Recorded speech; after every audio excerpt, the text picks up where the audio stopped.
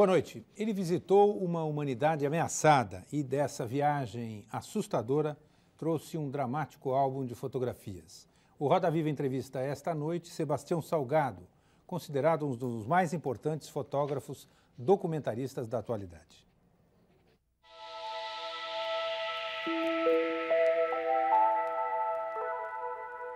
O economista que virou fotógrafo e ganhou fama de mestre da fotografia humanitária volta ao Brasil mobilizado pelo tema que nas 2 últimas décadas o levou a viajar pelos 5 continentes para retratar a condição humana e revelar as desigualdades do mundo.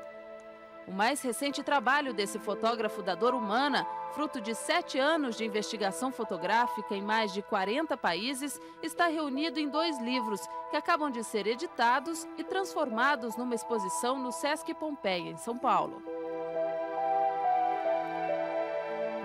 A exposição, que já estreou em Paris e Nova York, vai circular 2 anos pelo Brasil, além de outras 20 grandes cidades do mundo. Sebastião Salgado quer provocar entre as pessoas um debate e uma preocupação sobre um drama da humanidade nesse final de século. O êxodo de milhões de indivíduos no mundo empurrados pelas perseguições políticas, pela luta por terras, pela fome e pelas guerras. Êxodos, título da exposição e do livro. É o retrato em branco e preto dessa luta pela sobrevivência, dessa aventura pela reorganização da família humana em praticamente todos os países do mundo.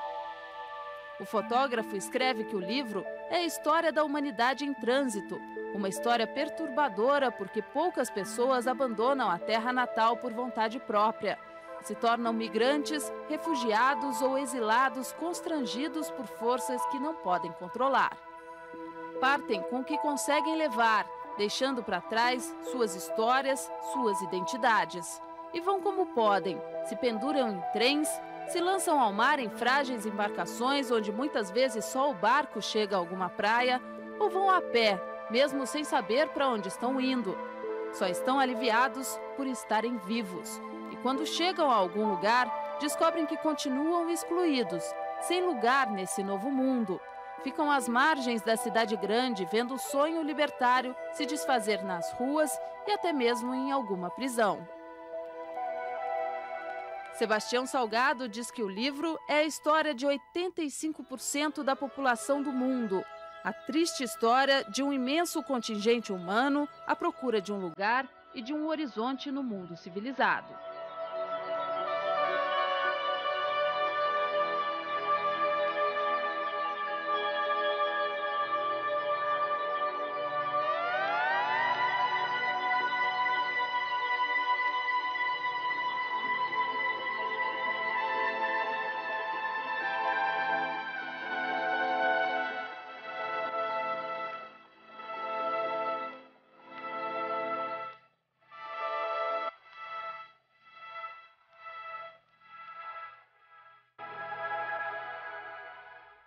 Para entrevistar o fotógrafo Sebastião Salgado, nós convidamos o cientista social e advogado Guilherme Lustosa da Costa, ex-representante regional do Alto Comissariado da ONU para Refugiados, o jornalista José Arbex, editor executivo da revista Caros Amigos, o sociólogo Danilo Miranda, diretor regional do Sesc de São Paulo, a fotógrafa Morim Bisiliati, curadora do Pavilhão da Criatividade do Memorial da América Latina, o cientista social Miguel Chaya, pesquisador e coordenador do Núcleo Arte, Mídia e Política da PUC de São Paulo, e o jornalista Reinaldo Azevedo, editor-chefe das revistas Bravo e República. O Roda Viva, você sabe, é transmitido em rede nacional para todos os estados brasileiros e também para Brasília. Para você participar deste programa, pode utilizar o telefone, o 0, código da operadora 11, 252-6525. Temos também o nosso fax, que é o 0, código da operadora 11, 3874, 3454. E o endereço do Roda Viva na internet é rodaviva@tvcultura.com.br. Boa noite, Salgado. Boa noite. No final da introdução do seu livro, do prefácio, digamos assim, do livro Êxodos, você diz taxativamente que a humanidade está ameaçada.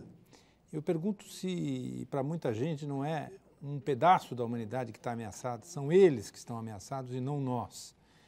Porque às vezes tenho a impressão de que essa tragédia que você retrata e que não tem endereço, nunca é na casa da gente.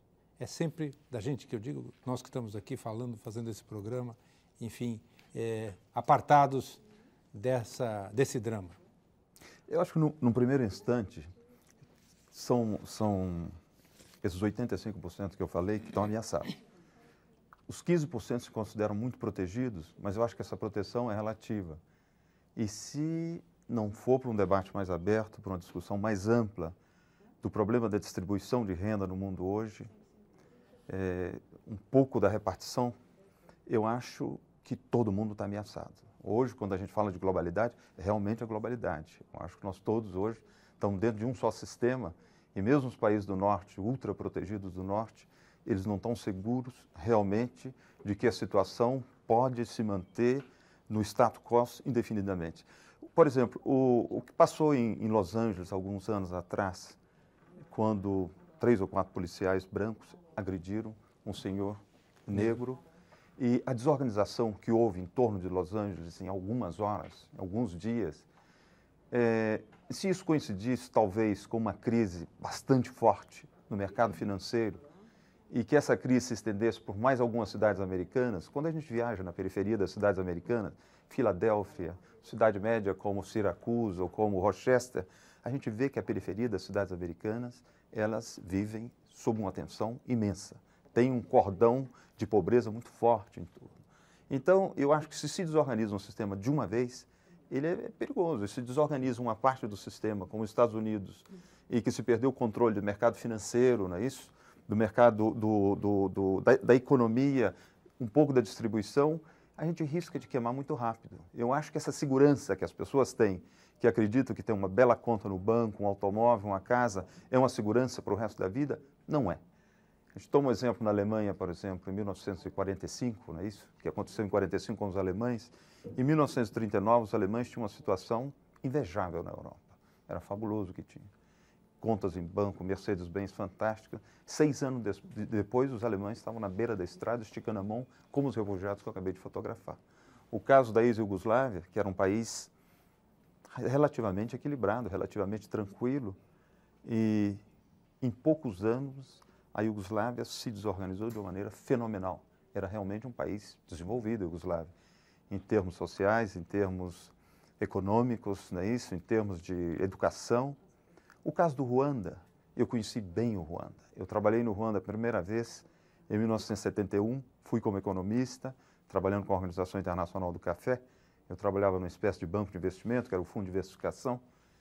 E o Ruanda era um país bem organizado, bastante equilibrado, com uma distribuição de renda bastante equitativa. Eu voltei no Ruanda várias vezes. Em 91, quando eu voltei no Ruanda, eu já pressentia que alguma coisa não ia.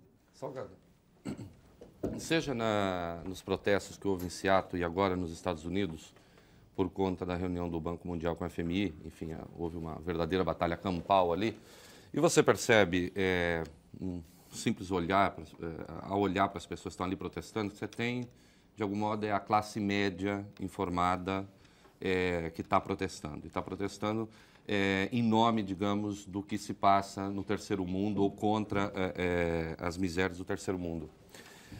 Olhando as suas imagens, a despeito da beleza delas, e a gente pode discutir depois o que é belo aí, mas também parece que não há grandes motivos para a esperança. Quer dizer, eu diria que do livro Êxodos eu certamente não encheria os dedos das duas mãos se eu fosse escolher as fotos em que há um certo respiro, em que há uma certa esperança sendo vislumbrada ali.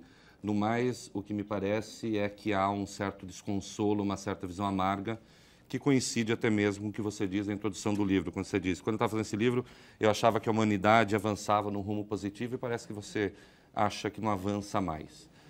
Então, eu te pergunto, os deserdados, as pessoas em trânsito, não parecem capazes de se organizar para mudar o sistema. Os que pressionam contra o sistema, de algum modo, fazem parte, são uma minoria radicalizada, oriunda desse mesmo sistema. Eu queria saber onde é que está o ponto de escape, na sua opinião, se há algum ponto de escape. Eu acho que tem um ponto de escape, eu acho que tem uma possibilidade. Eu acho que a possibilidade seria um debate. Tentar organizar um debate o mais aberto possível e eu acho que as pessoas, de uma maneira geral, na parte protegida do mundo, quando eu falo que 85% vive um pouco a situação que eu fotografei, eu acho realmente que vive. Eu acho que tem mais ou menos 15% da população do mundo que fez uma fuga em direção ao futuro e deixou atrás 85% do resto da população. Então, existe essa concentração de renda brutal numa parte do mundo. Pega uma sociedade como a nossa, brasileira, não é isso? A gente sabe, nós temos uma renda per capita aritmética incrível, é realmente incrível, fabulosa. E a gente sabe que o salário mínimo no Brasil, o que ele é. Então, a gente vê que aqui é verdade essa fuga em direção ao futuro. Mas eu acho que se a gente conseguir ir em direção a um debate realmente de sociedade, a gente tem uma discussão ética muito séria, uma discussão de redistribuição de renda, uma discussão política, e todo mundo tomar um pouco a sério, eu acho que nós temos recursos suficientes para resolver o problema. Existe. Sebastião, esse problema não é muito mais amplo? Ou seja, você tem visitado campos de refugiados, né? E até gostaria de que você fizesse algumas observações a respeito dessas qualificações de campos de refugiado.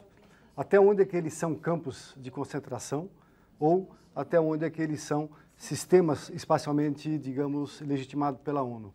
Mas veja, nós estamos falando em campos de refugiados que podem e que existem também nas grandes cidades, né? Como São Paulo, como Rio de Janeiro. Vamos pensar aqui nas cidades brasileiras, né? São condomínios fechados, se você quiser, ou mesmo o centro da cidade que você não pode frequentar à noite. Então, uma questão que se coloca é essa da intolerância que talvez exista nas sociedades que você vem observando. A fotografia e o cinema, eles mostram bastante e com muita riqueza essa questão da intolerância. Desde Griffith, não é isso? Até Sebastião Salgado, nós estamos, na verdade, num dial em que a questão da intolerância é tratada. Então, quer dizer, a sociedade se preocupa constantemente em segregar, em separar determinadas populações, determinados contingentes, seja o doente, desde o doente mental até uma determinada etnia. Então, eu lhe pergunto, o que é campo de refugiados para você? Esses campos de refugiados se dão apenas na Ásia, na África, nessas zonas rurais ou também nas zonas urbanas, nas grandes metrópoles? E qual é a natureza deles? E, na sua experiência, visitando esses campos de refugiados e pelas suas andanças, você sente que a intolerância pode ser resolvida por esses meios formais? Hoje, uma maior democracia permite o controle ou que se evite a intolerância, mesmo porque você diz que hoje, quer dizer, você dizendo que passando da revolução, da ideia de revolução, que até antes você defendia, hoje você crê mais nessa democracia participativa, não é? Sem dúvida nenhuma, é um caminho, não se deve fechar. Mas qual é agora a figura do homem que sente a humanidade face a essa questão da segregação e da intolerância? Olha, voltando para a questão de base, que é a definição do campo de refugiado, tem uma definição oficial, Nações Unidas, não é isso? O campo de refugiado, teoricamente protegido, localizado bem próximo talvez de uma fronteira, ou onde as pessoas são cantonadas, colocadas juntos. E aí dentro tem uma quantidade de aspectos diferentes, de maneira de tomar esses campos de refugiados. Tem campo de refugiado onde ele é totalmente aceito, acolhido pela população local. Outros campos de refugiados onde as comunidades, onde o campo implantado não aceita e recebe o campo mal, as pessoas são agredidas, vivem realmente muito mais numa prisão do que num campo. Tem campos que são verdadeiras prisões, como o campo que eu fotografei dentro da cidade de Hong Kong, que tinha a renda per capita mais alta do planeta, pertencia à Inglaterra, pertencia ao mercado comum europeu, com uma quantidade imensa de organizações de lutas pelo direito civil, pelo direito humano, e pessoas que caíram na prisão, onde a metade dos prisioneiros eram crianças nascidas na prisão, não tinha um prisioneiro que era um criminoso e eram tratados como um criminoso dentro de uma prisão a mais terrível possível. E aí você pode, sofisticando, mudando a categoria, até chegar realmente numa periferia, numa cidade como São Paulo, ou em determinados guetos que existem aqui dentro dessa cidade, que são verdadeiros campos de refugiados. Isso, eu encontrei, por exemplo, a maioria das pessoas, eu trabalhei muito na cidade de São Paulo, fotografando nesse projeto, porque eu fotografei 9 grandes cidades que se parecem muito, para mim são as cidades do futuro, Cidade do México, São Paulo, Jacarta, Bombay e uma série de outras na Ásia. Talvez eu tenha fotografado uma cidade de 150 ou 180 milhões de habitantes, onde São Paulo é um bairro dessa cidade, podia pensar dessa forma. E aí dentro isso se parece demais. Tem uma quantidade de população excluída, que vive de uma maneira incrível, que depende de ajuda, que não tem possibilidade nenhuma de integração, discriminada, que se parece muito. E aí que acho que a discussão pode se abrir. Quando eu falei que eu acho que a gente tem que ir em direção à discussão, eu acho que a gente tem que encontrar uma fórmula. Eu não tenho uma fórmula. Eu só apreciei, durante 7 anos, eu fiz um corte representativo do que eu considero um pouco essa sociedade que a gente vive. E hoje, essa exposição, esses livros, uma série de filmes que nós estamos fazendo, eu acho que é uma matéria para provocar uma discussão. O que eu quero com isso realmente é provocar uma discussão. Mas a solução eu não tenho, é um constato. Eu acho que se nós vamos discutir aqui hoje, nós vamos discutir a partir desse corte representativo, onde eu também quero aprender. Você acha que pelo menos você muda o mundo? Deixa eu fazer uma questão que eu acho importante, que é o seguinte. Por uma coincidência imensa, hoje se completam 4 anos do massacre de Eldorado dos Carajás, quando a Polícia Militar do Pará assassinou 19 honrados e honestos trabalhadores sem terra. E a boa notícia é que o Estado brasileiro, por causa de um monte de pressão, foi obrigado a anular o julgamento que absolveu os comandantes militares do massacre. Então, acho que é uma boa notícia que a gente tem que comemorar hoje. Agora, a pergunta que eu quero te fazer é a seguinte: eu queria que você comparasse um pouco a condição desses trabalhadores sem terra que você fotografou com aquilo que você viu no resto do mundo, porque a gente, em geral, tem a impressão de que o inferno é do lado de lá, que aqui não tem inferno, que o Brasil é um país bonzinho, o país da integração racial, o Brasil da democracia, o Brasil em que todo mundo se dá bem, o Brasil do jeitinho. Parece que o inferno não existe no Brasil, o inferno são os outros países. Então, eu queria que você contasse um pouco, na tua relação com o MST, com o pessoal do MST, com o pessoal sem terra, comparasse um pouco a situação dele com a que você viu em Ruanda, em todos os países que você fotografou. Olha, pegando do ponto de vista racismo no Brasil, eu acho que o Brasil é um país profundamente racista. Profundamente. A gente vê o comportamento que houve na história, na nossa história, primeiro com os indígenas, depois com os negros que chegaram aqui, não é isso? O tratamento que receberam, recebe até hoje. E hoje o problema desse grupo que fez uma fuga em direção ao futuro e a maneira que se trata no Brasil uma parte pobre da população, mesmo se ela é branca, a discriminação foi tanta que hoje ela é considerada quase como uma sub-raça. Então, eu acho um problema muito sério. Eu, até hoje, acho seriamente que um dos movimentos mais sérios nesse país é o Movimento Sem Terra, é um dos poucos movimentos que realmente luta pela cidadania no Brasil. E eu tenho um respeito imenso pelo trabalho do Sem Terra. O Sem Terra foi altamente diabolizado no Brasil, não é isso? Mas quando você viaja pelo interior do Brasil, como eu viajei, para fazer esse trabalho que está sendo apresentado aqui, onde o Sem Terra é uma pequena parte, mas que foi transformado no livro, que nós publicamos aqui em 1997, também pela Companhia das Letras, eu pude observar um comportamento muito interessante. Na realidade, além de militar pela integração realmente social do homem, não é isso? Através de escolas, através de informação, transformando realmente o cidadão, o Movimento Sem Terra, eu acho que é um dos agentes principais de formação de consumidores nesse país.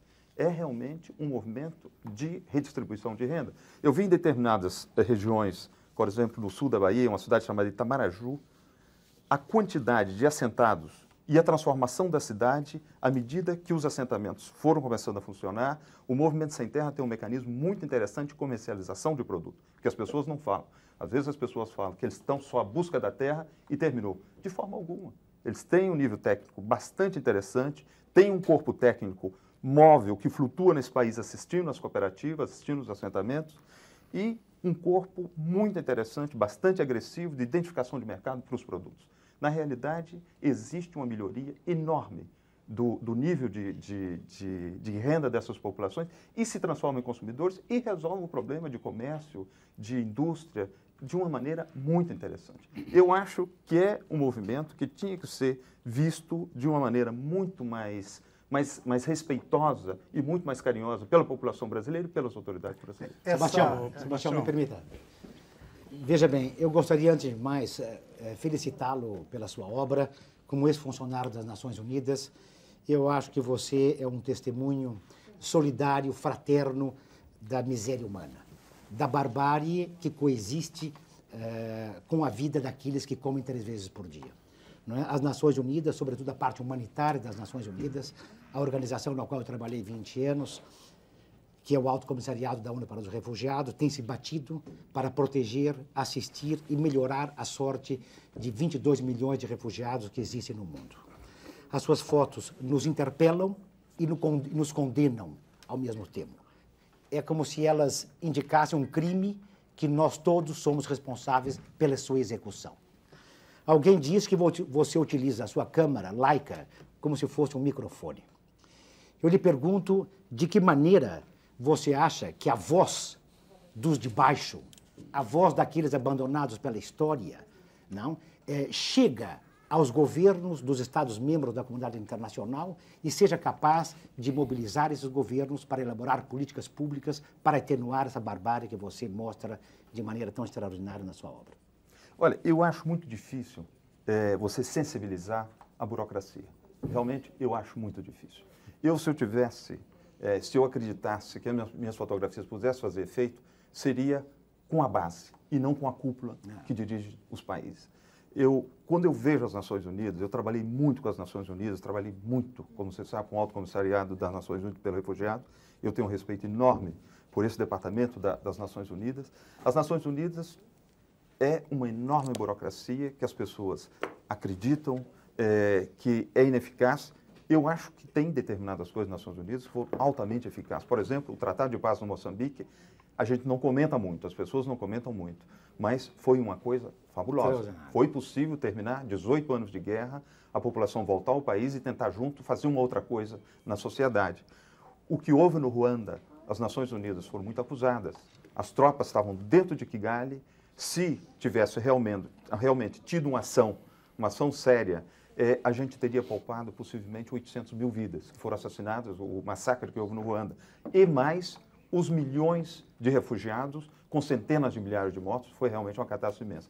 Mas a gente acusa as Nações Unidas. Aí a culpa não foi das Nações Unidas. A culpa foi da enorme burocracia mundial, que as Nações Unidas apenas representam essa burocracia. Porque, finalmente, as Nações Unidas, ela é a adição dos governos de todos os países. Quer dizer, é a nossa burocracia que está refletida ali dentro.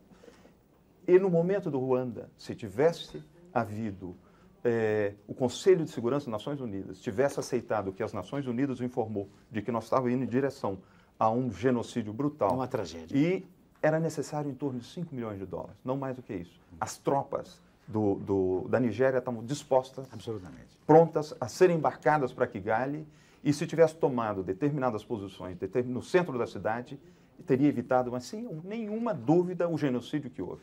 E simplesmente, por 5 milhões de dólares, não houve respeito a essas pessoas e foi o que foi. A desarticulação não só do Ruanda, do Burundi, hoje do Zaire, e são milhões de mortos já, em função de uma pequena decisão burocrática, não mais do que isso. Dos países que contam dos países que realmente quem tomava a decisão aí era o Conselho de Segurança das Nações Unidas, que não é mais as Nações Unidas. Não. São os países que formam o Conselho de Segurança. São as nossas burocracias das quais nós somos responsáveis. Indiretamente somos responsáveis. Bastião, eu pretendia trazer um pouco a discussão para essa nossa realidade atual aqui, falando um pouco da exposição e do trabalho que você tem nesse momento, mostrando aqui no Brasil, depois de uma experiência já acumulando várias outras exposições que você tem feito, enfim.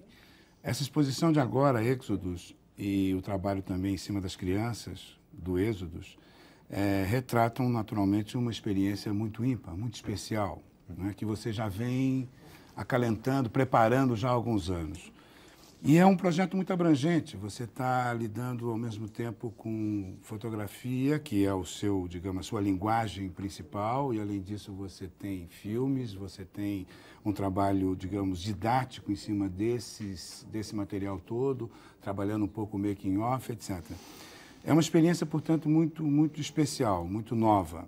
Eu gostaria que você me falasse um pouco sobre essa questão de realizar um projeto com essa abrangência, com esse volume, trazendo essa informação tão vasta, tão grande do mundo inteiro, para uma realidade como a nossa, vivendo, portanto, uma situação muito própria do Brasil de hoje, para uma formação de novos brasileiros, não fotógrafos necessariamente, pessoas que estão interessadas em conhecer essa realidade. Você fala do debate, da necessidade, talvez, da única saída, o diálogo, o debate, a solução para esse gap tremendo entre aqueles que têm mais e aqueles que não têm. Até que ponto essa exposição e tudo o que ela representa, seja aqui no Brasil, seja nos diversos países onde estão acontecendo nesse momento a exposição e que vão acontecer ainda no futuro, como você vê, digamos, a repercussão de tudo isso, como você imagina que você vai alcançar isso no futuro? Olha, eu acho a questão muito boa. Eu vou pedir todo mundo deixar eu falar um pouquinho, porque o projeto é tão largo, é tão abrangente, e a gente conhece só quase que uma faceta dele aqui no Brasil, que nós estamos começando a falar. É um projeto onde nós estamos apresentando quase que simultaneamente em 8 países ao mesmo tempo. É um projeto que, além dos livros, além dessa exposição de base que nós estamos apresentando no SESC, nós temos 30 filmes. 30 filmes de 3 minutos cada um, que foi realizado na França pelo Canal Plus, onde a pequena agência de imprensa que nós temos produziu, com uma companhia de produção chamada RIF, e o Canal Plus. São 30 filmes onde a gente utiliza só as fotografias, onde eu faço pessoalmente os comentários e com um pouco de música. São vinhetas de 3 minutos que estão sendo apresentadas na França, vão ser apresentadas durante 40 dias, começou no dia 28 de março e vai até o dia 5 de maio. Esses filmes serão apresentados pelo Brasil. A GNT vai apresentar os filmes no Brasil a partir do mês de junho. Nós estamos fazendo também um filme longa-metragem com um ator e produtor americano, que é o Tim Robbins, que é exatamente um filme a partir também das fotografias.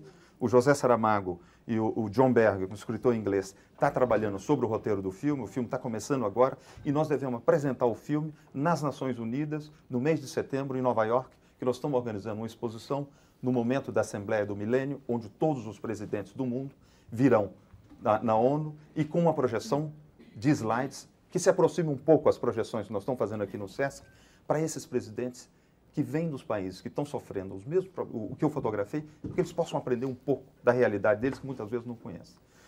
E essas exposições também estão sendo organizadas em cada país de uma forma muito especial. No Brasil, além da exposição que nós temos no SESC, nós temos 1000 jogos de exposição feitas a partir de pôsteres. São kit de pôster, são 60 pôster que são distribuídos como kits, e um pouco a rede da cidadania, onde tem as pastorais, onde tem o Movimento Sem Terra, centrais indígenas, centrais sindicais, vão estar distribuindo no Brasil daqui a 15 dias, cobrindo praticamente o território nacional. Nós temos um programa muito interessante, educacional, que nós estamos organizando com o SESC, e a maioria das pessoas ainda não sabe desse programa. 3 professoras da USP organizaram uma espécie de cartilha, onde através dos SESCs, no estado de São Paulo, e principalmente na periferia, na cidade de São Paulo, nós estamos fazendo uma formação de professores. E esses professores devem trazer ao local da exposição, como guia da exposição, aproximadamente 40.000 crianças. Eu tenho uma esperança muito grande que essas fotografias possam exercer uma influência enorme nessas crianças. E uma parte dessas crianças, eu tenho uma grande esperança que elas possam estar um pouco na direção desse país daqui a 20, 30 anos, e se a gente consegue, de uma certa forma, motivar essas crianças, sensibilizar para a problemática hoje, possivelmente a gente esteja fazendo uma pequena caminhada em direção, quem sabe, de uma solução. Na realidade, o nosso interesse de fazer essa apresentação a mais larga possível, e o que nós estamos fazendo no Brasil, nós estamos fazendo na França, de uma certa forma, estamos fazendo em Portugal, organizado de uma forma um pouco diferente. Essa exposição é parte da comemoração do Jubileu em Roma, que nós estamos fazendo junto ao Vaticano e a Municipalidade de Roma, com o Jornal República, que estão fazendo uma apresentação larga também na Itália, tentando provocar um debate.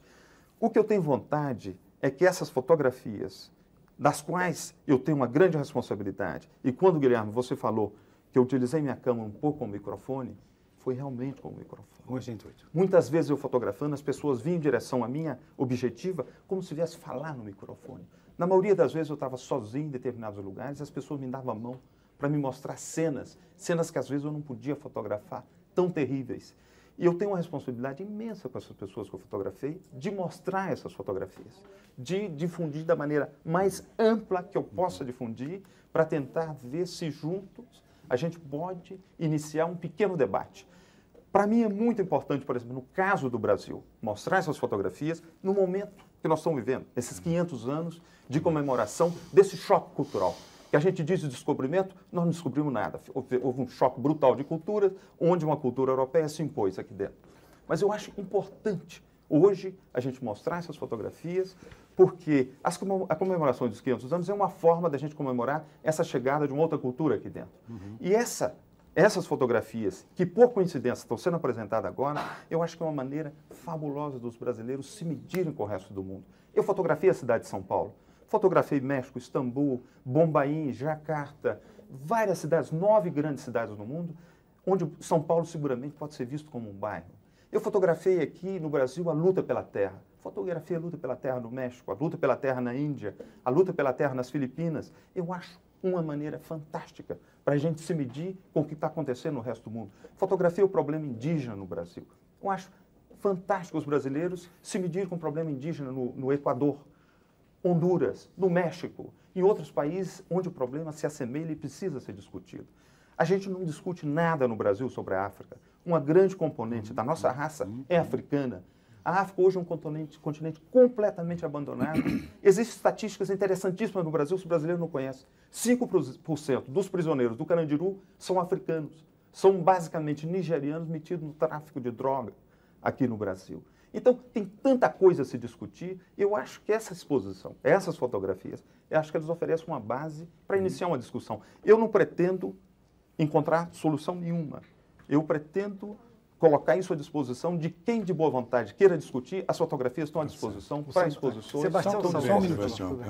Salgado, nós vamos fazer um rápido intervalo e vamos voltar à discussão. Nós temos mais 2 blocos do programa. Todo mundo vai perguntar. Exato.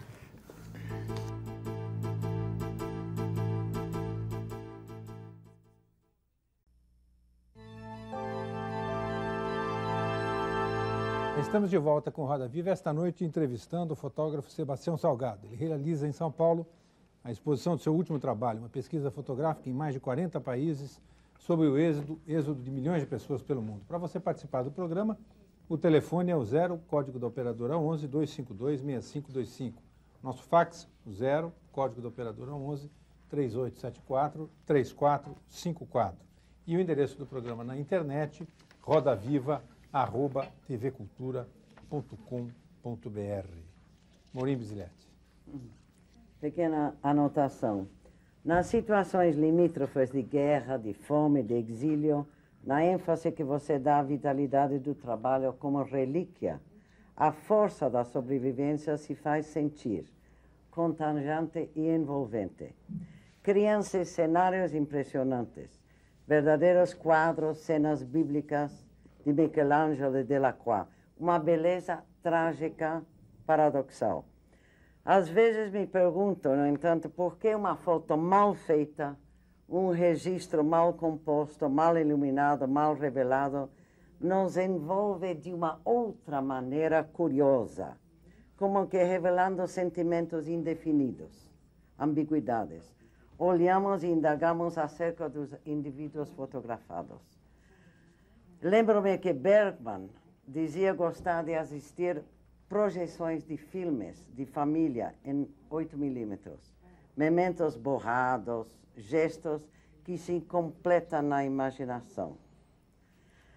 A obra de arte tem assim uma coisa, é difícil dizer, porque parece que nos oferece uma tela de encantamento e admiração. O instantâneo, na sua falta de intencionalidade criativa, dá margem a outras interpretações.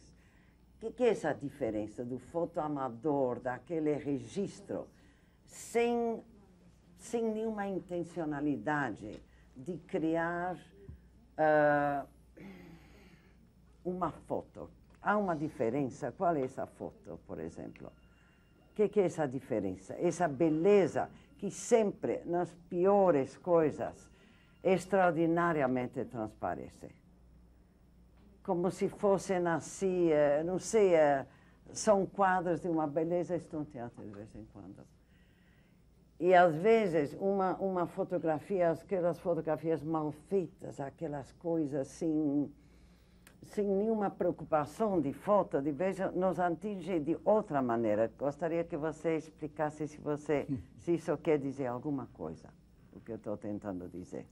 Olha, eu acho que não tem nenhuma diferença entre um fotógrafo amador e um fotógrafo profissional. Eu acho que existe uma coisa em comum entre fotógrafo, amador ou profissional. Quem gosta realmente de fotografia, quem ama fotografia, eu acho que é um fotógrafo igual, não tem diferença. Eu vejo minhas fotografias do começo, quando eu comecei a fazer fotografia, que eu era economista, um dia fotografia fez uma invasão na minha vida, eu meti a fazer fotografia, e eu quase que eu sinto hoje mesmo prazer de fotografar que quando eu comecei a descobrir a fotografia, fotografava. Aliás, muitas das exposições que eu faço, eu utilizo fotografias, as primeiras fotografias, e elas se misturam perfeitamente com as de hoje, não tem problema nenhum. Eu acho que a gente está falando um pouco aqui de política, não é isso? De uma discussão bem ampla de sociedade, mas antes de tudo, nós estamos discutindo aqui uma história fotográfica. Existe uma linguagem fotográfica, uma linguagem, possivelmente seja hoje a linguagem universal. Eu lembro, pessoas da nossa geração que estão aqui, a gente tentou estudar o Esperanto como linguagem de comunicação universal. Eu estudei Esperanto quando eu era menino, acreditando que eu ia comunicar com todos os cidadãos do mundo. Depois passou-se a falar do inglês, o inglês tinha o poder da linguagem universal e, finalmente, a linguagem universal é realmente a imagem. Existe essa comunicação pela imagem, que é fabuloso. Eu acho que se escreve em imagem na Etiópia, você pode ler sem nenhum problema, na Índia, você pode ler sem nenhum problema aqui, sem tradução, sem nada. Então, tem esse poder da imagem e a beleza da imagem é uma coisa intrínseca a cada pessoa que realiza a imagem. Sebastião, eu queria pegar uma questão correlata. Você disse já em algumas entrevistas que você não faz arte, mas faz jornalismo. Se não disse de maneira tão sintética, foi pelo menos o que eu entendi. Eu queria que você destrinchasse essa oposição, porque quando você escolhe a trajetória da luz, quando você faz o recorte ali, quando você escolhe o fundo, quando você, enfim, nos dá a sua visão daquilo que está lá, né? Eu queria saber se a maneira como você reorganiza essa experiência não é, sim, tudo que se definiu como arte até agora. Olha, essa questão vem de par com a questão da Maureen, e é uma coisa muito interessante. Quando você olha essa exposição, que está no Sesc, são 350 fotografias. Eu fotografei aqui entre 2 mil de segundo, 2 mil avos de segundo, talvez em 1/4 de segundo. Mas se você calcular uma média, talvez eu tenha fotografado entre 350 avos de segundo em média. Tudo junto ali faz 1 segundo de fotografia, não faz mais. Então, 1 segundo de fotografia já passou, você entende? Então, é naquela fração de segundo, realmente, porque nós estamos falando aqui de fotografia instantânea, porque existe muito tipo de fotografia. A fotografia considerada de arte é alguém que faz uma arte e utiliza o suporte fotográfico para representar a sua arte. Eu acho que na fotografia do instantâneo é muito diferente. Eu estou falando do instantâneo, me considero um repórter fotográfico, porque eu trabalho realmente na fração de segundo. Quando eu realizo uma fotografia, ela já é um produto final a 95%. Ela falta um pouquinho de acabamento na cópia, tudo isso. Então, eu reconheço que existe aí dentro uma ideia intrínseca de criatividade. Existe uma ideia subjetiva da luz. Nessa fração de segundos, é muito difícil de você imaginar que essa luz está penetrando de uma maneira, que o quadro inteiramente controlado é esse, é uma coisa intuitiva. Fotografia instantâneo é instinto, puramente instinto. Na página 196, aqui tem uma Pietà negra, você não pensou nisso? Isso foi muito interessante essa fotografia, possivelmente. É um senhor que está morrendo de cólera nos braços da senhora e que passa, 196. Passa atrás, numa casualidade extrema, uma senhora caminhando e um desenho na saia da senhora. Exatamente. Tem a impressão que você colocou uma coroa, uma auréola na cabeça do Cristo. Inteiramente por acaso. Inteiramente por acaso. É um fato que você descobre, depois, na hora de copiar a fotografia, se transforma realmente numa criação. Você não pensou nisso em nenhum momento? Eu não pude pensar, que eu não pude controlar a pessoa passando atrás. Deixa eu fazer uma pergunta. Só um minutinho, por favor. Então, tem esse lado. É claro que eu reconheço que existe um trabalho de criatividade em torno disso. Eu não tenho inocência de não pensar que não tem. Tem e tudo.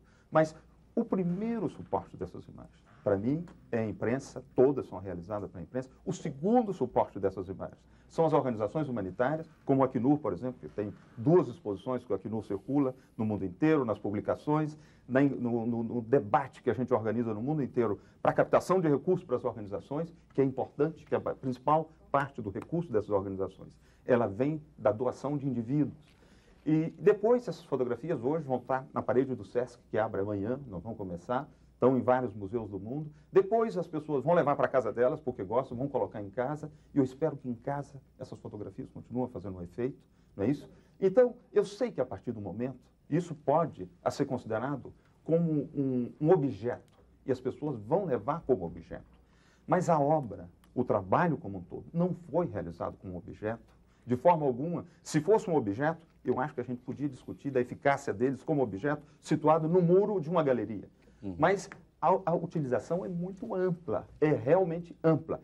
E os intelectuais que levam essa discussão, não é isso? Do objeto artístico, é arte ou não é arte, é uma discussão puramente de intelectual que não compreendeu a utilização primeira dessas imagens, como elas foram utilizadas e a parte. Eu reconheço, hoje eu vi a semana passada uma venda de uma fotografia minha, sendo feita pelo Drouot, em Paris, que é uma venda de leilão, de uma fotografia de imprensa. Quando eu trabalhava na agência Gama, era uma distribuição da agência Gama, porque ainda tem um carimbo de imprensa atrás, sendo vendido por 2 ou 3 mil dólares numa... Eu tenho consciência que o momento que eu vou desaparecer, você tem daqui a 20, 30 anos, muitas dessas fotografias, se elas resistirem à evolução da história, elas vão se transformar em objeto de arte.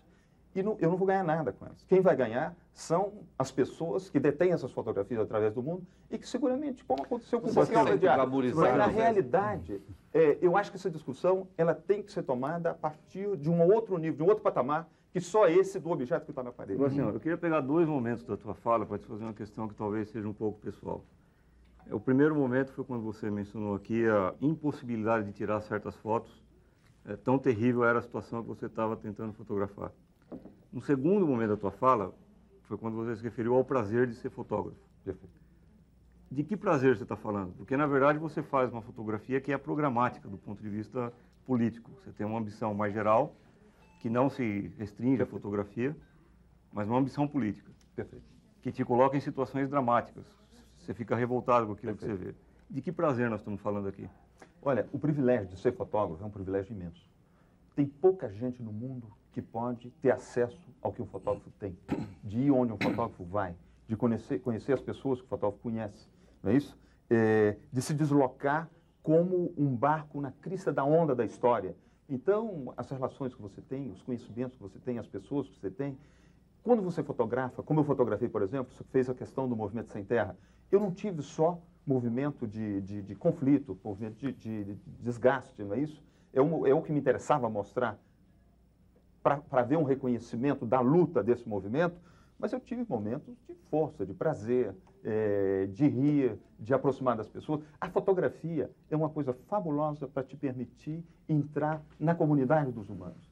É muito difícil. O fotógrafo é um ser, é um átomo. Você tem que fotografar sozinho. Eu jamais viajo com um repórter. É difícil viajar com um repórter. É difícil viajar com outro companheiro, porque quando você chega numa espécie de subconjunto.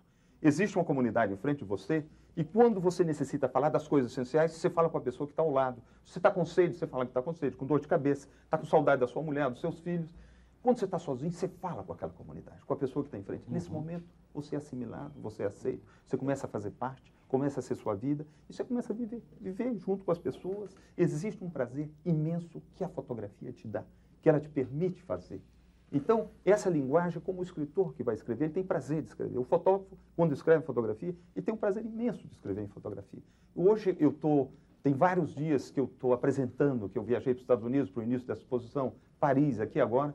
Eu estou com um desejo imenso de voltar a fotografar, me relacionar com as pessoas, que a fotografia me permite relacionar, de captar isso em imagem, nessa linguagem, que é a minha vida, a minha forma de vida. Eu só sei viver dessa forma. Mas não se trata de um prazer missionário, então, por exemplo. De forma alguma, essa história de missionário, essa história de guru, eu acho que isso aí é de uma besteira total, você entende? Na realidade, eu tenho que trabalhar para ganhar a minha vida, eu tenho equipe, e eu não faço só fotografia social. Eu faço fotografia de publicidade, eu faço fotografia de moda. Acabo de fazer uma história grande com o Ocimar Versolato, que é um amigo, eu adoro o Ocimar, e fiz uma história que vai ser publicada agora. Passei em vários desfiles de moda do Ocimar, fazendo os ateliês de costura, fazendo o homem, criando toda essa coisa. Prazer imenso de fazer. Fiz publicidade da Volvo, dos automóveis Volvo na Inglaterra. Publicidade imensa, que foi nas várias revistas, panos de publicidade de todo lado. Quer dizer, existe esse lado da linguagem fotográfica que a gente tem prazer de escrever nela e de trabalhar nela. Então, não é só um tipo de fotografia que eu faço. Eu fui conhecido no tipo de fotografia, mas eu faço várias outras. Para a gente não perder um pedaço da pergunta do Arbex e responder aí a indagação de Jane Barbosa Rodrigues, de Volta Redonda, ele gostaria de saber se alguma vez você deixou de realizar algum trabalho em virtude do envolvimento emocional ou com um elemento a ser fotografado, e pede para você citar um exemplo. Muitas vezes, muitas vezes. Que Tem tipo muita de fotografia. Coisa? Sei lá, nós estamos falando agora do Ruanda. Essa fotografia da Madonna, não é isso? Que acabou de ser mostrada aqui. Olha, houve momentos aí em Goma que você colocava a sua máquina de lado, sentava num canto e chorava. Você não tem condição de fotografar. É emocionalmente impossível. Tem momentos que tem uma capa de uma revista, Bravo, não é isso? A edição de Bravo. Essa fotografia da capa de Bravo é um campo de refugiados na Croácia, de refugiados da Bósnia, que estavam quase em cima de uma linha de combate. E esses refugiados viviam aí completamente isolados. Eles faziam parte de uma leva de refugiados que não foram violados, que não foram torturados. Quando eles sentiram a vaga da bestialidade vindo sobre eles, eles fugiram. E como eles fugiram, eles não preenchiam as condições ideais do refugiado ideal. Eles não tinham direito para a Alemanha, não tinham direito para a França. Os alemães enviaram esses trens que a gente vê no fundo da fotografia, que na realidade o trem é o campo de refugiados. E eles viam todo mundo fugir, todo mundo embora, eles não tinham direito de sair, eles tinham que ficar. E o desejo deles era sair, porque o combate estava a 2, 3 quilômetros, você escutava tiro de canhão, eles riscavam de ser assaltados, de ter um assalto militar sobre esse campo a qualquer hora. E essa gente vivia numa total desespero. Eu lembro que eu me aproximei de uma senhora para fotografar, fiz 2 fotografias, ela veio, me abraçou e começou a chorar. E chorar, alguém prestou atenção na vida dela.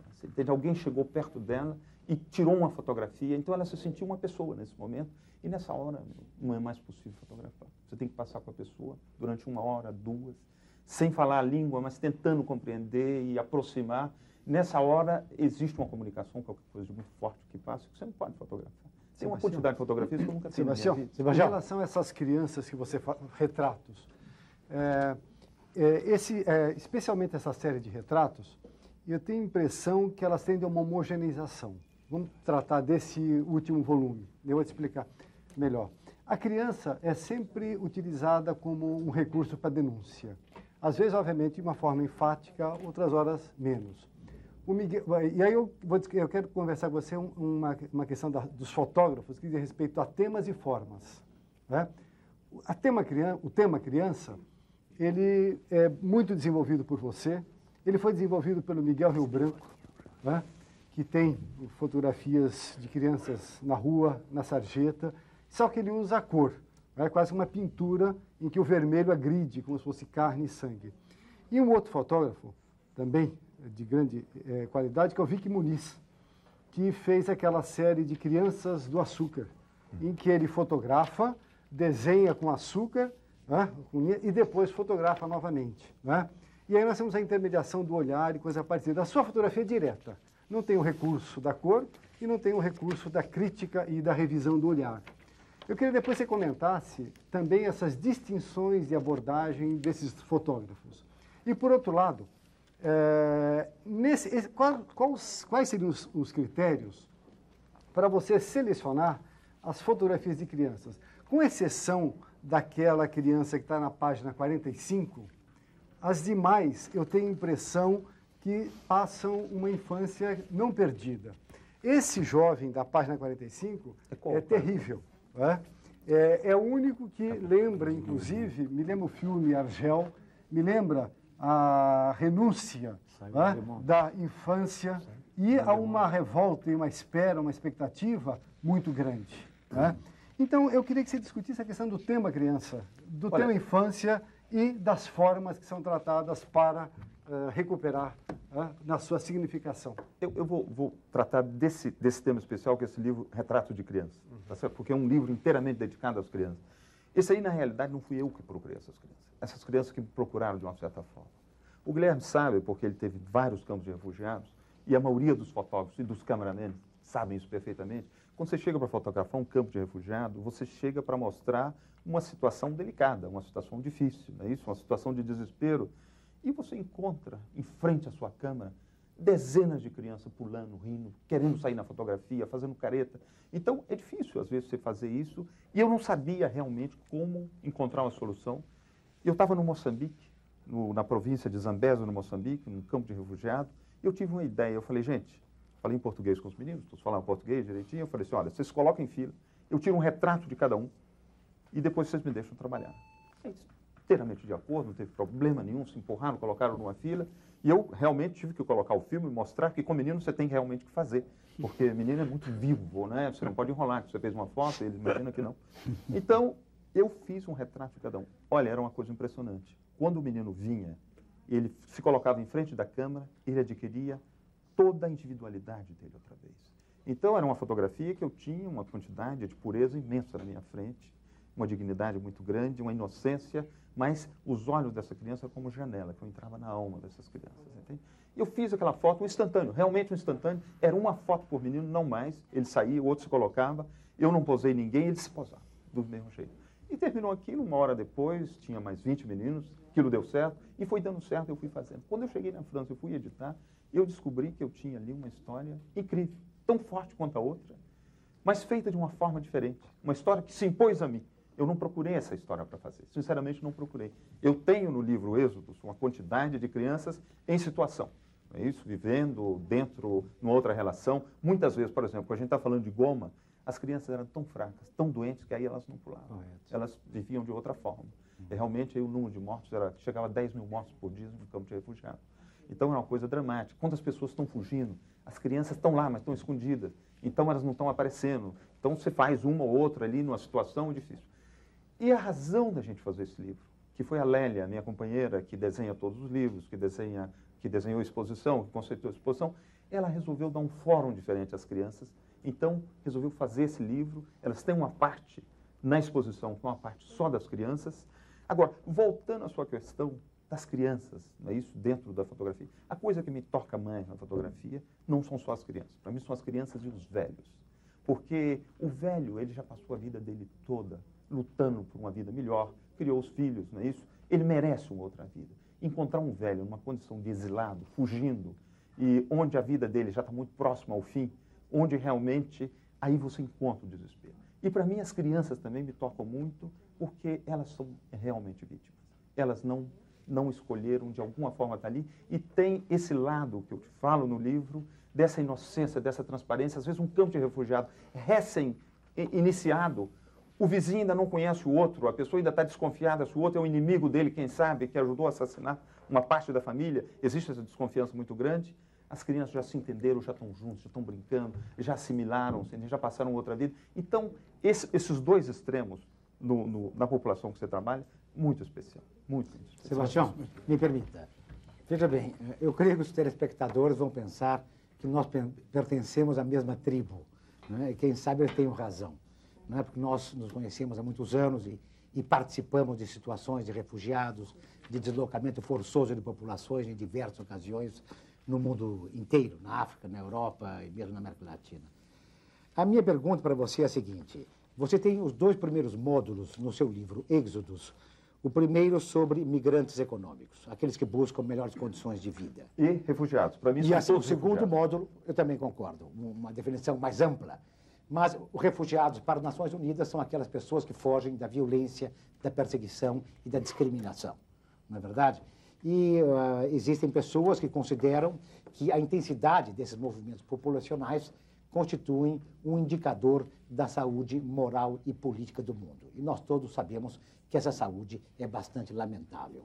E nós sabemos também, através de observadores e de analistas das Nações Unidas, que a situação desses migrantes econômicos irregulares e desses refugiados, que são vítimas de violação de seus próprios direitos humanos, é passível de ser remediada.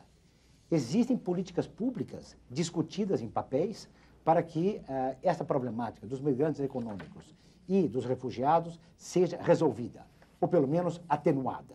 Né? E essa responsabilidade estaria em mãos daqueles países que têm condições econômicas, políticas e militares para obrigar aquelas pessoas que permitem a violação de seus cidadãos ou que permitem a saída massiva de seus cidadãos em busca de melhores condições de trabalho. A minha pergunta é o seguinte: você acha que a posição dos Estados Unidos, do Canadá, menos talvez, da União Europeia, dos escandinavos, do Japão, é uma posição que quer desconhecer, que esbarra a perversidade, no sentido de não atacar essa problemática dos movimentos populacionais que se agrava nesse final de milênio, colocando em xeque a segurança do ser humano? Olha, Guilherme, quando a gente fala os Estados Unidos, quando a gente fala o Canadá, a gente fala a União Europeia, não é isso? A gente está fazendo uma acusação direta aos governos desse país. Eu acho que os governos desse país são representantes perfeitos dos povos desse país. É isso? Eu acho que a gente não pode fazer uma defesa dos franceses, você entende? Atacando o governo francês. Eu acho que eles são verdadeiros representantes. Existe hoje um comportamento nos países protegidos, ricos do norte, que nós estávamos, a sua questão no início, sobre os 15% e toda essa coisa. Existe hoje uma espécie de vida no paraíso. Eu tive abrindo a exposição outro dia nos Estados Unidos, ela começou no estado de Nova York, na cidade de Rochester, e ela vem para a cidade de Nova York em setembro. Eu cheguei em Rochester, eu tinha a impressão que eu estava chegando na Lua. Eu saí do aeroporto de Rochester até ir ao hotel, eu não vi um bicho humano na rua. Eu vi automóveis passando, eu imaginava que os humanos estavam ali dentro, mas eu não vi de forma alguma. Então, era como se eu estivesse chegando em outro mundo. A França hoje é outro mundo. Nós nos conhecemos na França 30 anos atrás, estudantes na França daquela época, que tinha aproximadamente 1/3 do produto interno bruto que a França tem hoje. A França hoje é 3 vezes mais rica, para aproximadamente a mesma população. Era uma França de solidariedade. A gente ficava na beira das estradas, a gente não tinha dinheiro para comprar um carro, para viajar, você pedia um stop para ir para Lyon, para ir para Marselha, eles te levavam, os carros passavam e te levavam. Hoje não tem ninguém pedindo e ninguém leva se pedir. A França hoje é um país com 30 milhões de trabalhadores e tem 3 milhões de desempregados. Possivelmente tenha muito mais que isso, que a gente não conta a mulher do desempregado. O filho do desempregado, ele é parcialmente desempregado. Talvez a França hoje, com 30 milhões de trabalhadores, tenha 6 milhões de desempregados. Um país que é 3 vezes mais rico. Então, a gente se pergunta, que comunidade é essa? O que nós estamos vivendo? Você vê o PIB da França é imenso, o CAC 40, que é o 40, que é o índice da Bolsa de Paris, continua subindo. É um problema de distribuição sério no interior da França, um problema depois de desconhecimento e não interesse em participação nas causas humanitárias, apesar de uma boa parte das pessoas doarem, dão dinheiro, um pouquinho de dinheiro. O comportamento do governo francês hoje, eu digo o governo francês, eu não estou colocando em acusação os franceses. Para mim, um exemplo é onde eu moro, os alemães têm o mesmo comportamento, os ingleses, os americanos, é um comportamento hoje de país protegido. Então, a ajuda que esses países davam para os países em desenvolvimento era uma ajuda grande. Hoje essa ajuda vem via organização humanitária. A organização humanitária, eu trabalho demais com elas. Elas têm uma ação realmente interessante no ponto da linha, quando é necessário fazer uma ação de urgência, como você sabe que, por exemplo, Médicos Sem Fronteiras trabalha demais com as Nações Unidas, faz um trabalho fabuloso. Mas o que é essa ajuda humanitária? Eu estava vendo outro dia no Sudão uma ajuda de 20 milhões de dólares que vinha dos Estados Unidos para o Sudão, para comprar grãos para o Sudão. Uma boa parte da ajuda era gasta na compra dos grãos que você tinha que comprar nos Estados Unidos. O transporte desses grãos para chegar no Sudão só podia ser feito por barcos americanos, porque fazia parte de uma ajuda americana. Uma vez chegado no Sudão, não tinha estrada, o transporte foi feito por aviões americanos. E uma vez que as pessoas comeram o grão, a ajuda acabou. Quer dizer, no país não ficou absolutamente nada. Ajuda não significa nada. É uma ponta do iceberg, não é isso? A ajuda é só aquilo. O resto da ajuda ficaram nos países ricos. Então, eu acho que esse é o comportamento que a gente tinha que discutir, inclusive no nosso país. As leis que existem no Brasil, os projetos que existem no Brasil, é isso? Ditos de ajuda social, a gente tinha que discutir a quem realmente eles ajudam, a quem eles servem. Então, eu acho que essa discussão tinha que se colocar, eu acho que é a discussão de sociedade que a gente tinha que fazer. Essas coisas tinham que ser colocadas. Porque as pessoas, a base das sociedades, elas são pessoas honestas. elas querem discutir, elas têm um poder de voto, elas têm um poder de sanção que tinha que ser utilizado. Tem leis mínimas que passam, tem uma lei que se passou agora no mercado comum europeu, que é uma lei terrível, é a utilização das matérias gordurosas vegetais. Existia uma lei de nada, passou esses dias, você entende? Que muda de 2% a composição do chocolate, utilizando matérias gordurosas vegetais que não o chocolate. Então, isso foi uma lei imposta pela Nestlé, imposta pela Mars, imposta pela Cadbury da Inglaterra, que são empresas imensas de comercialização de chocolate, que vão fazer bilhões de dólares de lucro, mas vão estar criando centenas de milhares de desemprego no campo, na Costa do Marfim, no Brasil, nos países produtores de cacau do mundo. Não é isso? Porque você reduzindo 2% do consumo de cacau no mundo, você desemprega, sem dúvida, pelo menos 100 mil famílias por aí. E essas 100 mil famílias vão chegar por aqui. Vão chegar na periferia de São Paulo, vão chegar na periferia da capital da Costa do Marfim, você entende? Vão chegar, vão acabar chegando na França, vão destabilizar um pouquinho mais, mas foi passado assim sem nenhum problema. O problema da banana que está sendo discutido hoje nos países ricos, a formação do preço dos produtos agrícolas. Olha, o Brasil não participa na formação do preço do café, só quando existe uma geada. Então, nesse momento, modifica um pouco da relação do preço do café. Os países produtores de chá não participam no preço do chá. Os preços dos produtos agrícolas produzidos por aqui chegam nos países ricos a preços negativos. Porque quando você produz, você trabalha, o fruto do seu trabalho paga o quê? Paga a sua alimentação, paga o que você veste, paga a educação dos seus filhos, paga a saúde, paga a casa, deveria pagar tudo. Quando você vê a quantidade de dinheiro que chega na África, o Ruanda, por exemplo, do chá que enviava, pagava apenas a alimentação péssima das pessoas e um pouco de roupa, mais nada.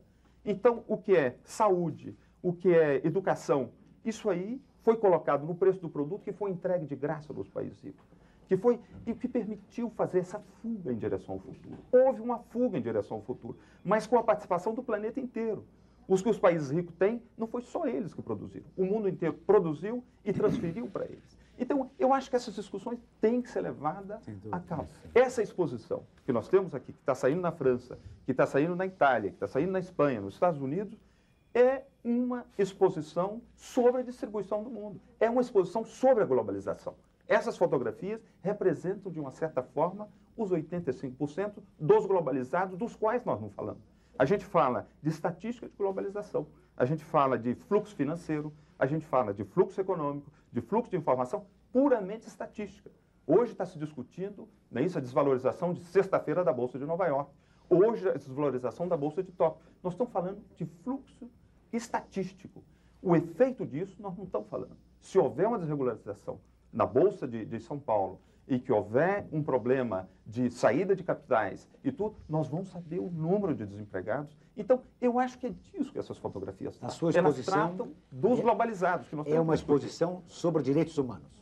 Eu acho que é uma exposição sobre direitos humanos. Vem direto à sua questão quando você colocou. É exatamente esse o problema. O que é o campo de refugiado? É uma coisa muito mais ampla. A noção de campo de refugiado tem que ser uma coisa muito mais ampla que só o cantonamento feito pelas Nações Unidas. Nós vamos fazer mais um rápido intervalo e voltamos daqui a instantes. Até já.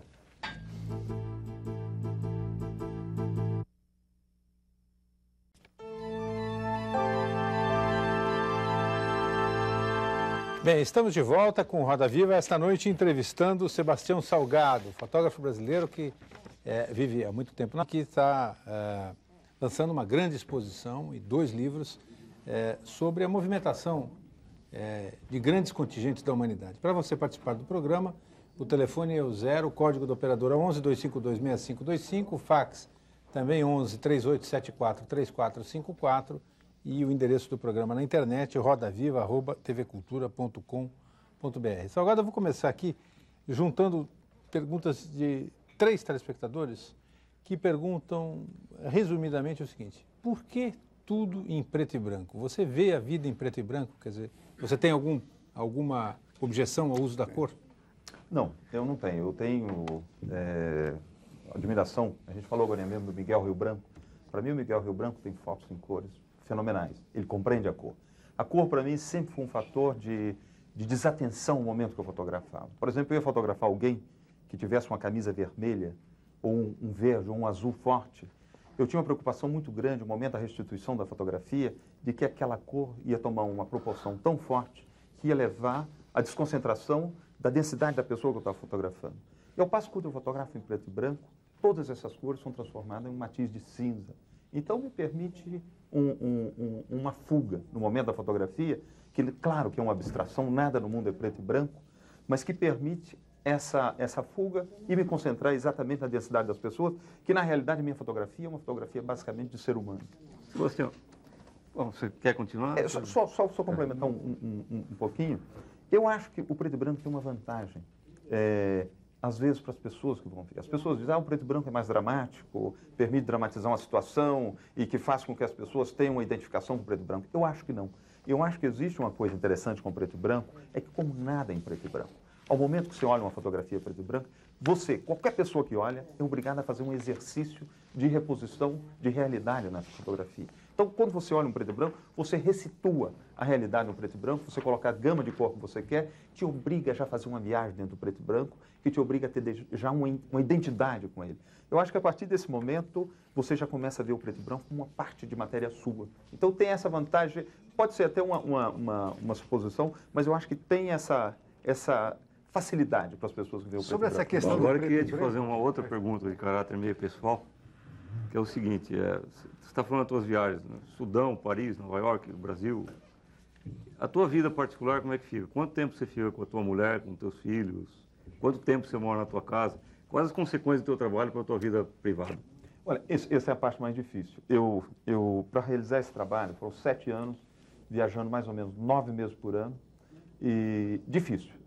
Meus filhos, eu adoro meus filhos, eu vivo com a minha mulher há 36 anos, eu acho que esse equilíbrio, o equilíbrio que tem uma pessoa que trabalha no banco e que à noite volta para a casa dele, a gente consegue também, viajando 9 meses por ano, você acaba tendo um equilíbrio. Todo mundo tem um equilíbrio. Mas tem umas coisas que a gente perde. Meus filhos, hoje eu tenho um filho com 26 anos, outro com 21, e eu hoje olho para meus filhos assim com um pouco de um apertinho no coração, que eu perdi uma coisa fabulosa na vida dos meus filhos, o crescimento dos meus filhos. Hoje eu tenho um netinho de 3 anos e meio, você entende?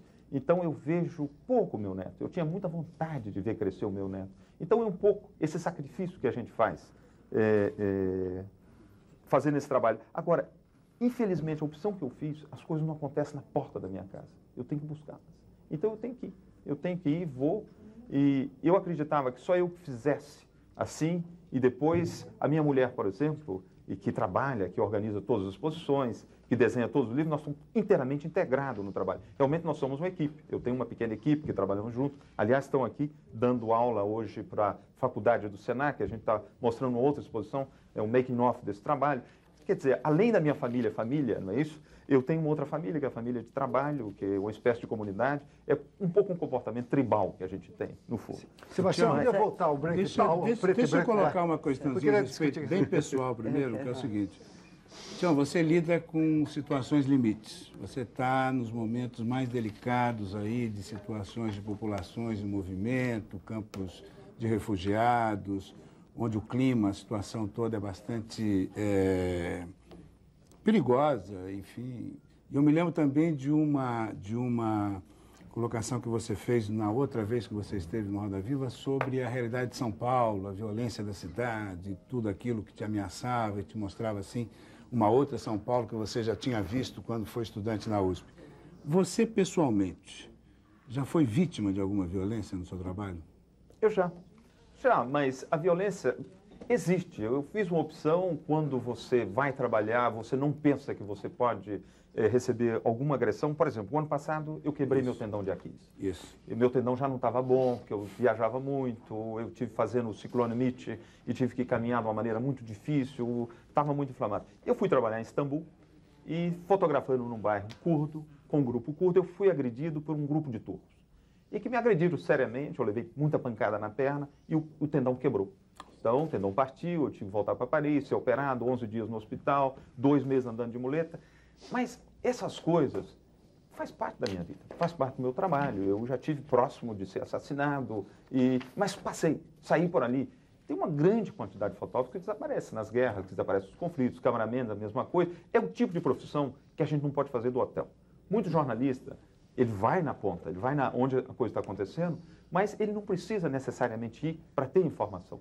Nós, para ter uma imagem, você precisa de ir. Eu preciso, para fazer uma fotografia de refugiado, eu preciso sair com os refugiados. Eu saía do Malau, entrando no Moçambique, eu saía a pé. Saía a pé com um grupo de refugiados, e onde eles passavam, eu tinha que passar. Tinha mina, tinha série de coisas, sabe? Mas essas coisas você não pensa. Você não está lá para saltar numa mina, você não está lá para se quebrar um tendão. Você está lá para seguir, para fazer o que você tem para fazer, é a sua vida, é uma forma de vida. Eu queria reunir esse branco e preto e a guerra. Tá? Há uma estética específica, digamos, na sua fotografia. Você tem uma linguagem, né, que realmente não se pode dizer que apenas, digamos, fotografias documental, e mesmo o circuito de galerias e de museus já o configura como arte. Nesse caso, eu queria dizer o seguinte, eu acho que você faz um realismo em que a estetização, digamos, seja da pobreza, dos fluxos, dos fenômenos sociais, está muito aparente. Né? Quer dizer, eu acho que você usa o branco e preto porque ela é a síntese que te permite, digamos, expressar as questões da pobreza, das tensões que existem no interior de uma sociedade de uma forma imediata. O que eu lhe perguntaria é o seguinte, para você, a pobreza é bela, assim como os futuristas italianos diziam que a guerra é bela? Ou seja, há uma estética da guerra. Walter Benjamin discute isso. E eu acho que há uma estética do social, eu até diria um pouco mais amplo. Há um realismo que não é um realismo socialista, absolutamente. Eu acho que você tem um realismo humanista que traz um certo elemento do mágico ao trágico. Mas a questão que eu te pergunto é essa. Há uma estetização desse cotidiano sociológico, desses fenômenos, no qual se inclui principalmente a questão do trabalho? Você poderia dizer que a pobreza ou o sofrimento humano traz uma beleza, assim como os futuristas diziam que a guerra também trazia? Olha, claro que eu reconheço que a linguagem fotográfica é uma linguagem formal. Necessariamente ela é formal, não é outra coisa, não é isso? Então, necessariamente, toda a linguagem fotográfica ela é escrita a partir da forma, então você pode definir como estética. Ela melhor feita, menos feita, não interessa. Ela faz parte de um conjunto de ideias, de experiências da pessoa que realiza, que é materializado ali, cortado junto com a realidade que ela está fotografando, ou que ela está desenhando, ou que ela está pintando, não interessa. Mas é uma linguagem formal. Isso eu reconheço perfeitamente. Agora, existe essa discussão, que para mim é uma discussão puramente intelectual, que ela tem que ser colocada, claro, ela é colocada, nós temos que discutir, da beleza da miséria. Não é que existe uma beleza da miséria, é que existe uma beleza do planeta. O planeta é bonito. O ser humano é um bicho bonito. A relação entre o ser humano, ela é bonita. Se eu tivesse feito uma fotografia, você entende, de uma comunidade rica da Inglaterra, ou da França, ou daqui de São Paulo mesmo, você entende? Ninguém colocaria a questão que eu tinha feito a fotografia com uma luz bonita, com uma composição razoável e tudo. Isso faz parte, é tido como comum. Ao passo que você vai com o movimento sem terra, numa invasão de terra, tá certo? Que existe uma luz que está lá, é dada a luz, eu não coloquei o sol naquele lugar, nem as nuvens. Ela já existe naquele momento de atualidade que está acontecendo. Existe um momento de força, um ponto de força, você faz. Você não tem obrigação de fazer aquilo feio. Você tem obrigação de fazer aquilo da forma que ele é. E se ele se apresenta daquela forma? Então, é aquilo. É daquele jeito, não é outro. É claro que se fosse outro fotógrafo que fosse fazer, ele faria diferente do que eu fiz. Porque a gente fotografa com o passado da gente, como eu acabei de falar. Eu fotografo com a minha mãe, com meu pai, com a minha luz do Vale do Rio Doce, e com as tempestades que tinham em Aimorés quando começava a época de chuva. Eu tinha medo que o céu caísse na minha cabeça, eu segurava na perna da minha mãe com medo, porque, claro que aquilo me influenciou. Eu nasci num país tropical, onde a luz é muito forte. Eu muito clarinho, então menino, o sol sempre, mesmo com o chapéu, me queimava o nariz, já nem ferido, eu não podia sair muito no sol. É claro que todo mundo que andava em minha direção, ele vinha da luz para a sombra. Eu vinha em contra-luz. Eu fotografo imenso em contra-luz. Agora, aquilo que eu te falei, que das 350 fotografias, todas adicionadas, faz 1 segundo de fotografia, olha, fotógrafo é caçador, é instinto. Na sociedade que nós vivemos, inclusive essa discussão que você está acabando de colocar, é uma discussão da razão. A gente privilegia a razão. Mas eu acho que nós temos um lado instintivo no bicho-homem, tem que ser respeitado. E o fotógrafo é um bicho instintivo. Então, o que você vê em imagem é instinto. E o que você vê representado é uma representação real da realidade onde eu tive. Você entende? É, seguramente, eu tenho um lado romântico, eu tenho um lado seguramente poético nesse tipo de coisa, mas, como diz o francês, malgré moi. Você entende? Essa coisa eu sou incapaz de fazer de outra forma. As pessoas gostam ou não gostam, é só essa que eu posso apresentar, eu não tenho outra para apresentar. Maureen. Instintivamente a gente sente uma enorme diferença entre esse livro Éxodo e aquele livro que se fez sobre os trabalhadores, não? Como se aquele livro dos trabalhadores, isso fosse a esperança. Como aqui o trabalho, que as pessoas estão, digamos, quase que castradas, não podendo agir, a falta de ação, você percebe através de uma tristeza no olhar, através de uma certa lentidão, através de uma vida sem o poder de ser o seu próprio dono, através dos braços. Esse livro dos Workers in the World, não sei como se chama aqui, mas Trabalhadores do Mundo, é assim, mas é uma explosão de vitalidade. Não são ricos, são pobres, mas são pobres em pleno domínio do ser, não? Seria que o trabalho não seria aquilo? Esse negócio, o trabalho como uma relíquia, isso que é a tristeza hoje em dia. É muito interessante o que você está falando. Quando eu fiz Trabalhadores, tinha momentos que eu tinha total admiração pelo ser humano. Ver fazer um navio é um negócio fabuloso. Você vê uma pessoa construir um navio, pegar uma placa de aço, não é isso? Plana, colocar no chão, é assim que se faz um navio, o início do navio, você fala, não pode ser um navio daqui. E devagarinho você vê no estaleiro ao lado, no outro ao lado, o navio já em outras etapas, e o homem faz um navio, uma máquina colossal, que vai embora, você entende? E navega, passa os oceanos todos, não é isso? E um dia ela não tem mais serventia, ela vai para uma praia da Índia, do Bangladesh, do Paquistão, e eles matam o navio. É tão difícil desfazer um navio como fazer um navio, e o homem desfaz. Transforma aquilo tudo outra vez em garfo, faca, tudo que o navio transportou, ele faz o navio virar aquelas coisas, não é isso? Porque não tem metal suficiente naquela região, eles transformam aquilo. O homem realmente é um bicho feito para transformação. Ver construir uma barragem, ver construir um túnel. Eu tive trabalhando no canal do Rajasthan. Quando eu estive fotografando o canal do Rajasthan, fazia 52 anos que eles estavam construindo o canal do Rajasthan. Já tinha 48 mil quilômetros de canais construídos. Um canal principal de 900 quilômetros e todos os canais secundários, terciários, o total junto faziam 48 mil quilômetros de canal. Isso é total admiração para ver a obra do homem, que coisa colossal a obra do homem. E aqui é quase que a antítese da obra do homem, você entende? O que eu vi aqui, essa ideia de fazer esse livro, nasceu quando eu estava fotografando o outro livro. Vendo aquela obra fenomenal que o homem estava fazendo, eu compreendi a globalização. A globalização começou-se a falar há muito pouco tempo, não é isso? Mas a globalização, ela já está instalada, já está preparada há dezenas de anos. Ela veio se preparando para isso. Quando eu fotografava a indústria têxtil no Bangladesh, o Bangladesh não produzia a fibra que ele estava produzindo no tecido. Ela vinha da Índia, eles transformavam em tecido, tecido ia para as Filipinas, ser transformado em camisa, e aqueles navios fabricados nessa dificuldade, né? nessa engenharia fabulosa toda, transportavam aquelas camisas para ser vendidas às 9 horas da manhã na Gap, em Nova York.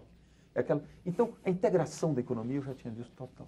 E eu comecei a ver, quando eu estava fazendo cana-de-açúcar aqui, no interior de São Paulo, Ribeirão Preto, Jabuticabal, eu perguntava aos trabalhadores de onde eles vinham, já eram trabalhadores de campo. A maioria tinha sido proprietário daquela terra que eles estavam trabalhando.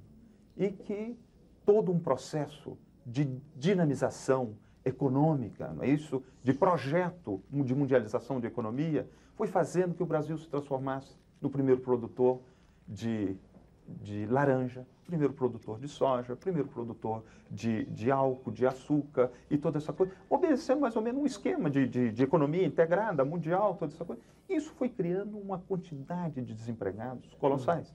Aquele pessoal expulso para a periferia da cidade, o caminhão era enviado para contratar o boia fria, que vinha para o trabalho, e daí eu fui vendo que tinha uma história incrível nessa transformação colossal que o homem estava fazendo, você entende? Mas que não aproveitava realmente o homem. Quando eu vi um robô numa fábrica, eu ficava pensando, eu falei, meu Deus, o robô que hoje está fabricando um carro, eu vim aqui nas montadoras brasileiras, montadoras em outros países, e eu vi aquele movimento do robô, e você fechava um pouquinho o olho, era quase o movimento do trabalhador, do braço do trabalhador, que foi sendo materializado numa máquina. Na realidade, ninguém descobriu o robô. É mentira. O robô foi a evolução do trabalho do homem, que foi materializado ali e que devia liberar trabalho, efetivamente liberou trabalho. E o fruto desse trabalho, que deveria ser servir à sociedade, que o homem está trabalhando, não é isso? Para liberar horas de trabalho, melhor pagamento, empregar mais gente, não é isso? Menos horas de trabalho para a pessoa poder viver um pouco melhor, que todo mundo tinha direito de viver numa sociedade melhor. Então, eu estava vendo que de jeito nenhum estava sendo apropriado de outra forma e criando milhões de desempregados. Existe um fluxo hoje de abandono do campo em direção à cidade em função da opção econômica que nós fizemos, em função da total degradação ambiental que o planeta está vivendo, de 110 milhões de pessoas por ano no mundo que abandonam o campo em direção à cidade. Seria como você construir 10 cidades do Rio de Janeiro por ano em pessoas abandonando a cidade, o campo em direção à cidade. Então, esse trabalho nasceu do outro. Sebastião. Esse é o capítulo número 2 de trabalhadores. Trabalhadores do capítulo número 1, êxodo do capítulo número 2, é uma história que complementa a outra. É uma antítese da outra, mas é um pedaço da outra também. Sebastião, quero aproveitar a oportunidade de fazer duas perguntas numa intervenção, uma ao economista e outra ao fotógrafo. O seu discurso ele é tão assertivo, tão contundente quanto as suas fotografias, marcando e insistindo na questão econômica, na questão da desigualdade. Eu te pergunto se isso é um pouco também um ato de resistência da sua parte para você não ser muito glamorizado naquela fatia dos 15% que talvez te conheçam mais do que os 85%. Né? E essa é a pergunta fotógrafo. E a pergunta economista, qual é o lugar que você imagina dessa resistência necessária, dessa articulação de um novo discurso? Não é? Posto que, ao ver as fotos de êxodos, né, não me parece que estas pessoas aqui, segundo os flagrantes que você nos deixou registrados aqui, não me parece que essas pessoas possam ser as articuladoras dessa resistência. Talvez. Perfeito. Olha, o problema da glamorização é um problema sério. Nós vivemos numa sociedade hoje onde conta são individualidades. Então, existe o problema da promoção de um indivíduo, não é isso? Da promoção de um trabalho. É claro que todo mundo discute a estética do meu trabalho, mas só a estética do meu trabalho que me pôs sentado aqui em frente de vocês discutindo. Se ela não tivesse uma estética razoável, essas fotografias não seriam olhadas, entende? Então, esse tipo de contradição, de dialética que leva a essa discussão e que não é o tema principal, que o trabalho foi feito, então leva aí dentro a esse tipo de glamorização, que é realmente alguma coisa que preocupa a essa parte, a nata dos 15%, você entende? Que tem um problema de consciência enorme e que encontra uma justificativa no problema de consciência dela, atacando um instrumento que leva a realidade na mão dela, que ela não é obrigada a olhar para aquela imagem, a discutir. Então, esse é um problema, muito mais um problema de agressão a algo que ela sente como agressividade a ela restitui a agressividade. A segunda questão, como é que é? A segunda questão é qual é o lugar da resistência. Então, olha, como é que a gente organiza? Você tem toda a razão. Essas pessoas, que para mim representam os 85%, elas não são responsáveis do deslocamento delas. Essas pessoas, a grande maioria delas, algumas exceções sim, foram os criminosos, foram as pessoas que provocaram um distúrbio, mas a grande maioria delas, 99% ou mais, elas não compreendem por que elas perderam tudo. São todas pessoas que vêm da estabilidade. Elas tiveram uma condição de vida razoável, elas tiveram uma casa, tiveram um equilíbrio, tiveram uma condição de vida e de um momento para outro perderam. Ou porque a economia mudou e elas não foram os decisionários no momento da modificação. Ou que houve uma violência qualquer, que em última instância, pode ser uma deformação de economista, que eu fui economista, ela vem de uma deformação de um problema econômico na sociedade. Para mim, quando a gente fala do problema racial no Ruanda, eu conheci bem o Ruanda. Eu vim como economista, eu vim várias vezes como fotógrafo antes do conflito e vim na época do conflito e depois do conflito. O problema do Ruanda foi um problema econômico.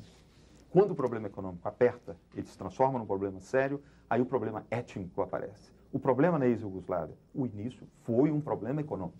Houve a desarticulação de todo o sistema da Europa de Leste, o soviético, onde a Iugoslávia era um tampão muito interessante, com o tipo de socialismo meio capitalista que eles tinham, você entende? E com a desorganização, houve a desorganização do sistema deles, os europeus muito desonestamente, tomaram a Eslovênia e a Croácia, que era o sistema que se parecia mais com o europeu e que era a parte rica da ex-Iugoslávia, e o resto estourou, com um sistema de poder retrógrado, horrível na Sérvia, que levou a uma violência brutal na região toda, a região se inflamou, mas a origem foi econômica aí dentro.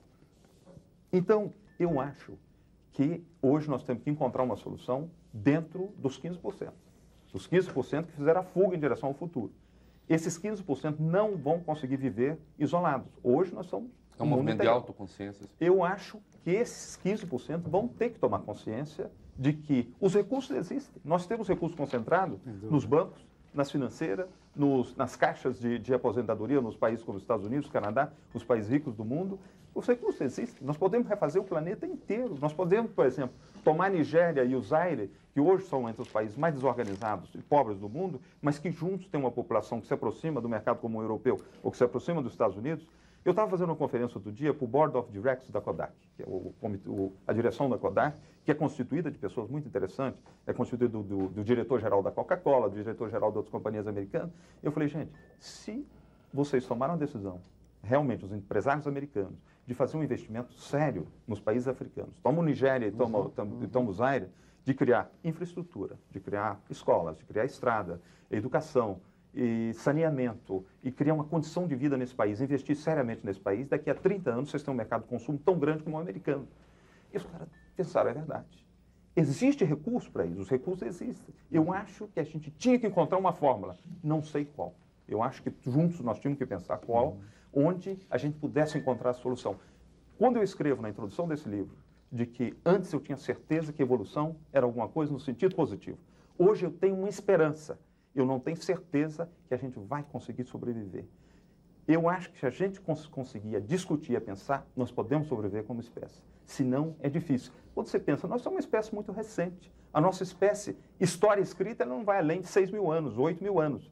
A referência que nós temos da nossa espécie são algumas centenas de milhares de anos, com milhões. Nós, espécies muito mais fortes fisicamente, potentes que as nossas, viveram 100 milhões de anos, já desapareceram há 150 milhões de anos. Nós somos muito recentes. A nossa organização social é incipiente. Isso tudo pode desaparecer. Então, eu acho que, para mim, o verdadeiro Deus da espécie humana é o instinto da sobrevivência. Eu acho que a gente tinha que pensar seriamente no instinto de sobrevivência. Uma cidade como a nossa, São Paulo, o nível de violência nessa cidade, os seus filhos não estão garantidos da sobrevivência deles, não. Um momento qualquer que eles saem num sábado à noite, que um carro fura um pneu numa zona qualquer duvidosa, eles podem ser assassinados, você entende? Então, aí dentro, você tem que pensar 2 vezes. Pô. Então, a gente tem que encontrar uma fórmula de viver juntos, de encontrar a solução. Às vezes, tem uns países que eu vou que me dão um prazer tão grande. Eu vou na Austrália, por exemplo. Eu penso na Austrália, eu fecho os olhos assim um pouquinho, eu me lembro de menino no Brasil. Eu falei, se nós tivéssemos tomado um outro caminho, hoje, quem sabe, a gente não estava como a Austrália. Sebastião. Poderia estar, tinha recurso para isso, nós não estamos. Sebastião, nosso tempo terminou e eu queria, antes de agradecer a você aí pela sua entrevista, pedir uma indicação que vários telespectadores escreveram para a gente, através de e-mail, telefonaram, pedindo como entrar em contato com você, porque tem interesse de diversas cidades para que essa exposição chegue até lá. Em algumas cidades já se sabe que ela não vai chegar inteira, falam lá nos pôsteres. Enfim, eu queria que você deixasse essa referência e deixar registrado que, evidentemente, todas as perguntas que foram formuladas, como é costume do Roda Viva, serão encaminhadas para você, para que você tome conhecimento e, caso necessário, responda. Olha, eu acho que seria através das organizações que estão preparando a exposição no Brasil, seria através do SESC, seria através da Companhia das Letras, seria através das organizações da cidadania, através do Movimento Sem Terra. Eles vão saber como obter essas exposições. A exposição que está sendo apresentada no SESC, ela será apresentada no Rio de Janeiro também, a partir do dia 20 de junho. Será em Curitiba a partir do dia 15 de agosto. Vai ao Rio Grande do Sul, em Porto Alegre, no mês de novembro, dezembro. Essa exposição deve circular no Brasil durante 2 ou 3 anos. Mas tem as exposições de pôster que estão à disposição e vão circular no Brasil. Muito obrigado, então, pela sua entrevista, Sebastião Salgado. Uma boa sorte e que a exposição dê tudo certo a partir de amanhã no Sesc Pompeia, aqui em São Paulo. É exatamente. Uma boa noite para você, a vocês que estiveram aqui com a gente. Muito obrigado. E até a próxima segunda-feira, sempre às 10h30 da noite. Até lá. Obrigado.